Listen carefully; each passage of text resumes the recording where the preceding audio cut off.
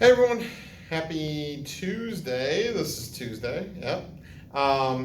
So the next unit in our books is all about linear functions. Um, I'm really not sure. I'm going to look at your pretest that you guys took and kind of see where we're at. But I know that a lot of this linear stuff you guys went over during COVID last year, or maybe you didn't get to do it all. So the first section is like a month's worth of work in 8th grade. Like I usually spend at least a month on a lot of this stuff. So we're going to try to do it in like a week and see how that goes. And hopefully you can kind of pick up what you're missing and what you're lacking, and we can go from there. So first off, we have this line, right? And this line is on a coordinate plane, and it has an infinite amount of points. That's the definition of a line. And I kind of colored in some of them here that cross in nice spots, so that maybe you could see them a little bit better. So there's a couple things about this line. It is straight. It is always straight. That's what it means to be linear. It means it has a constant rate of change. Maybe you heard that before. Or maybe you remember last year with Mrs. Zadek doing constant of proportionality. All right, that is kind of what we're going to talk about today. But constant of proportionality is only true if this line goes through 0, 0, the origin on our graph. And obviously, this one is not. But we don't really use the word constant of proportionality. You could use rate of change. But most often what you're going to hear is slope. The slope describes how a line moves. What's happening in this line? How is it rising? How is it running? Okay? So slope or rate of change, all of those words mean the same thing. So don't be confused when you hear any of those words. They're all the exact same thing. Slope, rate of change, constant of proportionality.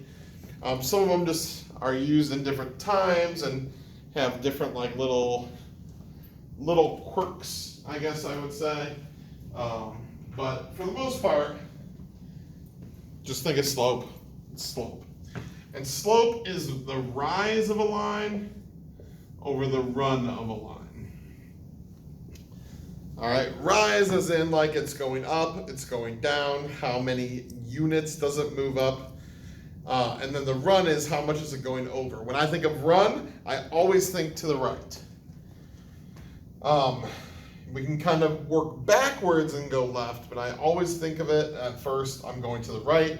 As I go up this many, as I go right 5, whatever. So let's say my slope was, this is another weird thing. To symbolize slope, we use the lowercase letter m. Now you're probably, if you're like me or like Mr. Odie, there's not even an m in slope. Remember, a lot of this was learned by the Greeks. And in the Greek, the word change is meta, like metamorphosis. We get from the Greek word change, or I guess Latin, but it's same idea, same base. So the M is because this was meta. The change of the line is meta, change. How is it changing? And we just call that slope. So slope, you're going to see is this M. So let's say I said the slope is 3/4. That means that this line is going to go up 3 units and then over 4 units. And then there's going to be another point that's on that line. So maybe it starts here, you go up 3 over 4, and then there's another point that's on our line. That will explain or describe how this line is changing. It's going up so many and then over so many, right? Or if my slope was 6. All right, you always have to think of slope as a fraction because it's rise over run. So if my slope was 6, that means that it would be going up 6 every time it goes over 1, because if I wrote 6 as a fraction, it'd be 6 over 1, right? So that's kind of how slope's working. It's telling me how I go up. Ooh, what if my slope was -2? If it's negative, that means my line is decreasing. So when we read a line, we always read from left to right like we read a book. Notice that it is increasing as I go left to right. That slope is positive. If it was decreasing, if my slope's -2, it's going to go down 2 units over 1 unit. Down 2 units over 1 unit. Down 2 over 1. So my line looks something like that. Notice that if I was reading it from left to right, it is going down like a sled or a hill. That means that that slope is negative. -2, in fact. So the negative part we always think of with the rise. It's going down 2, so my slope's -2. That's why I always think of the run as to the right, because I always think of my run as positive. If both were negative, right, if it went down and it went left, that's positive, because a negative divided by a negative is really just a positive. So that kind of makes sense, hopefully. Let's say I gave you this graph, and I told you, hey, tell me about the slope of this line. Well, one thing you could do is just kind of look at the points. So here's 1. I want to count to that one. Well, it goes up 1, and then it goes over 1, 2. And then it goes up 1, and then over 1, 2. Up 1, and over 1, 2. So, on this graph, my slope is 1/2. Rise 1, run 2. 1 over 2. There are 2 special slopes, if you want to think of it that way. 2 special things that can happen with your slope. And that would be 2 specific lines. So here's my graph, real quick.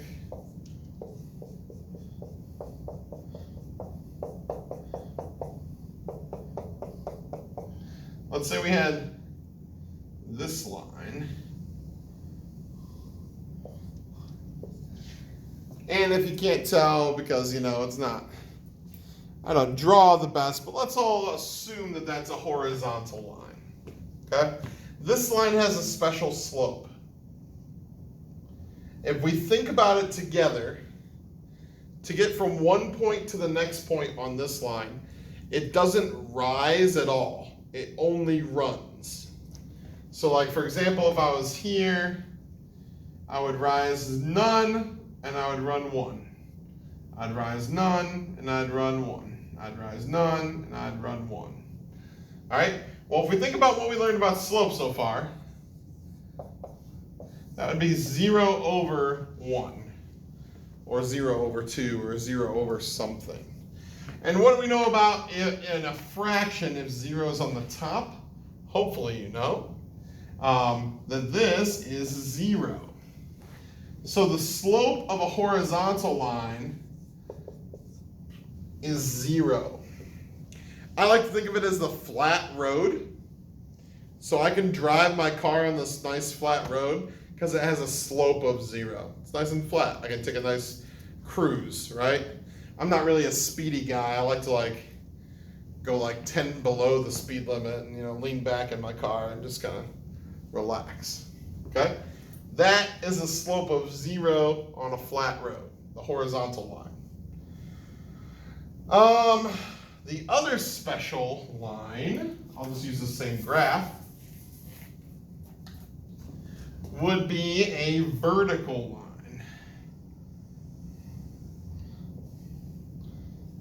That, if you can't tell on the video, I did not do a very good job of drawing that. All right. So again, assume that that's vertical for me, please. So the vertical line, it's kind of the exact opposite of the line that's 0 slope. It rises, but it doesn't run. So I rise 1, I go over 0. I rise 1, I go over 0. I rise 1, I go over 0, right? So that would be like saying the slope rises 1 but goes over 0. Now again, I'm going to call back and tell you your math knowledge a little bit. What is true if 0 is on the bottom of a fraction? You can't have 0 on the bottom of a fraction, right? So this slope we call undefined. Undefined. There's not a definition. You can't divide by 0. That's not a thing. So usually we shorten that and we just write UD. Undefined. There is no road that goes vertically. So I can drive on my nice flat road because the slope's 0, but I can't drive on a vertical road because they don't define roads as vertical. So that one's undefined, okay? Those are two special slopes that you're probably going to mix up in the next 3 weeks. That's probably true. But we are going to keep trying to remember which one is which, and we'll talk about the equations of those lines and all sorts of things too. Okay, so that's general slope info, general line info. I also wanted to talk about how to find the slope. Let's say I didn't have a graph. So let's say I just said, hey, there's these 2 points, -8, 11, and 15, 23. Okay? I don't really want to graph those 2 points and make a graph. That seems like too much work. So, but I would like to know what's the slope of a line that would go through those 2 points. You're going to do this a lot, like a lot in your life. In Algebra 1 and Algebra 2, and in geometry, actually. So this is one of those things like, if I said, hey, this is important for like forever, this is one of those. So pay attention to this. Because the sooner you get it, the easier it's going to be. There's a formula that I can use to find the slope between 2 points. Okay? It looks like this. M equals y2 minus y1 over x2 minus x1. Okay? It's a fraction because we know it's rise over run. So the top is the rise, the change in y tells me how much it goes up. The bottom is the run, the change in x tells me how much I go over. Now, you're probably weirded out by those little numbers. Those are called subscript. They're not exponents, they're subscript. And subscript, there we go. Oh yeah, very nice. Subscript tells you which point to look at. So the reason why there's 1s and 2s is because we always have to have 2 points to find the slope. You can't find the slope with just 1 point. You need some more information than just that, because I would need 2 specific points in space to tell you how much I'd have to rise and run to get to the other. So, here's how this works. Just call any point number 1 and any point number 2. It doesn't matter what order you put these in. All that matters is that one of them you use for the 1s and one of them you use for the 2s. If you flip-flop them and use part of 1 for 1 and part of 1 for 2, that's where people go wrong, okay? So all I'm going to do is I'm going to take my x values and I'm going to plug it in for x's, x1, x2. I'm going to take my y values and I'm going to plug it in for y's, y1, y2. So the second point's y value is 23. The first point's y value is 11. Over here, x2, the second point's x is 15. The first point's x is -8. And then I just have a little bit of math to do from there, which is not too bad. 23 minus 11 is 12. 15 minus -8, bam, bam, plus +8 is 23. And that does not look like it simplifies, but if it did, I would totally simplify it. So the line that goes through these 2 points is going to go up 12 units over 23 units. So it's pretty close to 1/2, but not quite. Up 12 over 23. That's the slope between those 2 points. Let's do another one, and then hopefully that'll be okay. I know that was a lot of info, and this video is a little long, but that might happen this week a little bit. We'll see how that goes. Let's say I want to find the slope between -5, 6, and 3,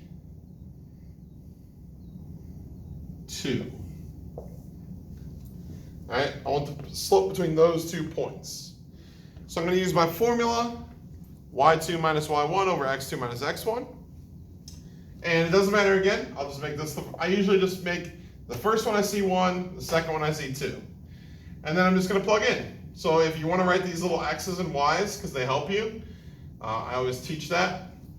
It's easy to see that way, so it's up to you. But if you want to put x's and y's there, you can totally do that. We know that every single ordered pair in the whole world is an x and a y. The first one's x, the second one's y. That's how you know where it goes on the graph, right? So y2, the second point, y is 2. y1 is 6. x2 is 3. x1 is -5. I think that the plugging in of the numbers is the hardest part. Just be careful with your signs. If you are a habitual sign error person, you might have a tough time here. So be careful. 2 minus 6, I'm going to bam bam. 2 plus -6 is -4. Bam bam here. Plus positive. 3 plus 5 is 8. And that simplifies this time. -4 over 8. 4 goes into both of them, so it'd be -1 over 2. So this line between the points -5, 6, and 3, 2 is going to go down 1 over 2. Down 1 over 2. That is the slope between those 2 points. All right, a lot of info. Try the homework. If you guys have problems, questions, let me know, and I can totally help you out. All right, see you later.